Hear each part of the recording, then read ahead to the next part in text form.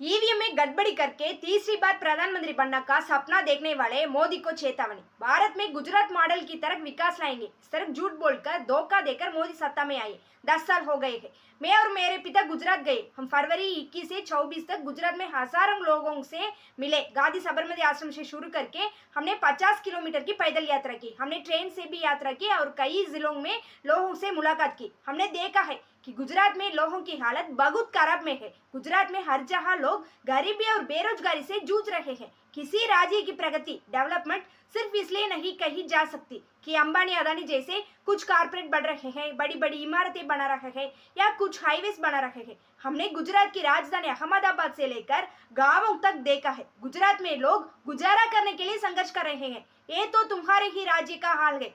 गुजरात के लोग तुम पर थूकते हैं। गुजरात लोगों से क्या आप मोदी सरकार चाहते हैं? 30 साल में बीजेपी सत्ता में है। बीजेपी ने इधर गुजरात में क्या किया है? सवाल पूछे तो लोग थूक रहे हैं कि मोदी एक बेईमानी है, हमें मोदी सरकार नहीं चाहिए। लोगों के जीवन में कोई विकास नहीं हुआ है। इन 30 सालों में गुजरात में सबसे खराब हालत हो गए हैं। वे लोग तुमसे और भाजपा शासन से बहुत नफरत करते हैं। वे कह रहे हैं कि मोदी को ईवीएम में गड़बड़ी करके सत्ता कब्जा कर रहा है। कोई यह नहीं कहा है कि मोदी ने गुजरात में सुधार किया है या गुजरात के लोगों का भला किया है। हमने किसी को तुम्हारे बारे में कुछ भी अच्छा कहते नहीं सुना। तुम्हारे ही राज्य में ये सबसे खराब स्थिति है। ऐसी स्थिति में तुम मुंह से वड़ा बनाते हो कि मैं भारत के सभी 140 करोड़ लोगों का जीवन सुधारूंगा, मैं ये करूंगा, मैं वो करूंगा। देश की जनता अब धोखा करने को तैयार नहीं है। हम चेतावनी देते हैं, इससे तुम्हारा धोखा खत्म करो। अगर पेपर बैलेट से चुनाव हुआ तो बीजेपी गुजरात में एक सीट भी नहीं जीत पाएगी। बैलेट पेपर से चुनाव हुआ तो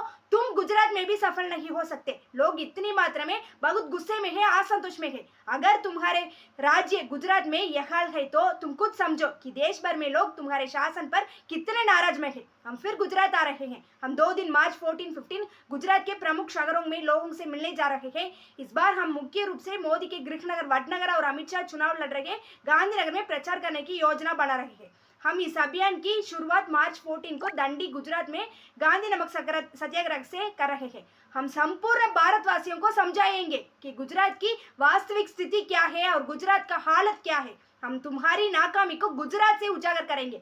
यह सपना मत देखो कि तुम लोगों के समर्थन के बिना, मीडिया के समर्थन के साथ, आरएसएस गिरोह के समर्थन के साथ ईवीएम से छेड़छाड़ करके प्रधानमंत्री बन सकते हैं, फिर से 5 साल तक सत्ता में बैठ सकते हैं। और बेटर होगा कि तुम्हारा धोखाधड़ी का काम खत्म करके चले जाएं।